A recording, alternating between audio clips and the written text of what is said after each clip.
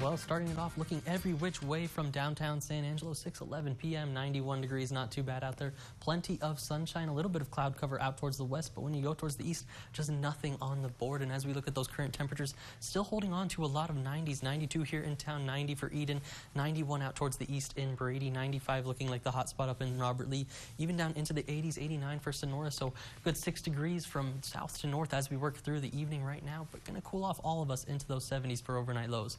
Dew points still pretty high in those 60s, even up towards 69 over there in Junction, 54 in Ozona. So a good 15-degree spread from east to west in terms of those dew points. Relative humidity indices anywhere from those 30s to those 50s, but still going to be a little bit muggy as we head out tonight. But we've seen plenty of that moisture recently, so this one's probably not going to be as bad as what we had seen.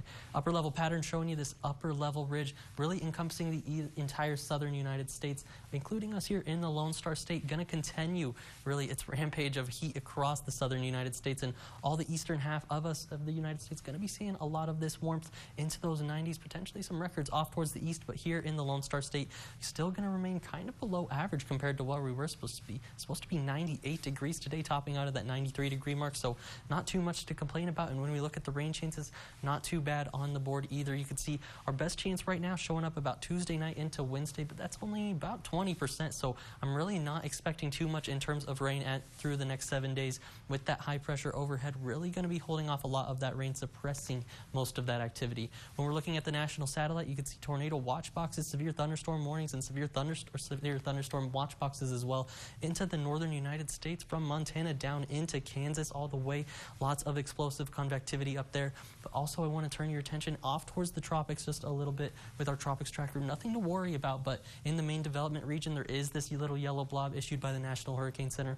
About a 20% chance of it starting to form into something through the next 7 days, so gonna keep our eyes on it as it works through the week ahead. Gonna watch its path potentially as well. Back here across the Lone Star State with that satellite, you can see most of the activity into East Texas for us. A little bit of cloud cover here into the Concho Valley, but not too bad either. As we look at the radar, you can see nothing around here in the Concho Valley or the Panhandle, but just a little bit off towards the Woodlands, maybe a little bit north of Houston there, even just a couple stray showers towards San Antonio. But when we look at the futurecast, my eyes are on towards the west just a little bit. If you look towards Midland, towards Fort Stockton as well, you can see where some of that convectivity tries to take place, especially into Monday evening is where I'm going to be looking for it. Sunday, tomorrow a little bit, but nothing too much here in the Concho Valley. Just that little bit of a low pressure system really going to be focused from there Midland into maybe Crockett County. I'm issuing about a 10% chance of a stray shower trying to work its way into our far southwestern counties, but I wouldn't cancel any of those plans, and I really wouldn't worry too bad if you're going to be here in San Angelo either. So for tonight, under the mostly clear sky, is going to be a great one. 72 degrees with that light breeze out of the south, 10 to 15 miles an hour tomorrow.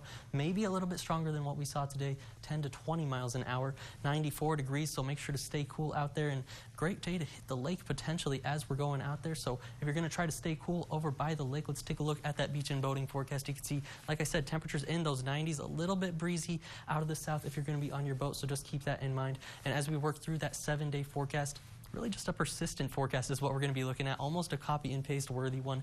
94 these next couple of days, really holding on to those mid-90s through about the Wednesday time frame, with that 20% peak in the rainfall activity from about Tuesday night into Wednesday. But as we head in towards next weekend, just another great weekend potentially to get out there, hit the pool or lake.